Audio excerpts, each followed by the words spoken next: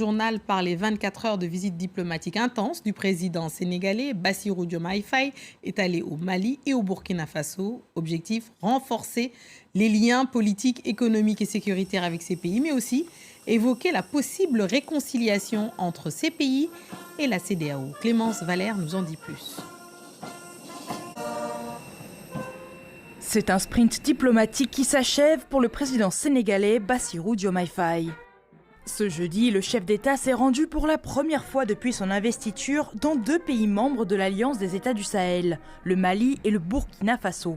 Sa priorité, renforcer les liens politiques et économiques ainsi que redorer l'image de la CEDEAO aux yeux des 2 anciens pays membres. Nous ne devons pas nous résigner et dire qu'on ne peut plus rien faire. Il y a des difficultés, il faut parler aux uns et les autres et les comprendre. Et à partir du niveau de compréhension et des écarts de position, voir ce qu'il est possible de bâtir.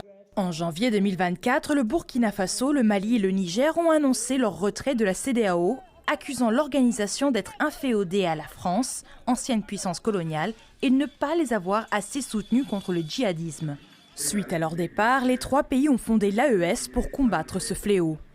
Au cours de ces discussions avec les dirigeants du Mali et du Burkina, le président Diomaye Faye a souligné que bien qu'il n'était pas là en tant que médiateur de la CEDEAO, il restait tout de même optimiste pour une éventuelle réconciliation entre les parties.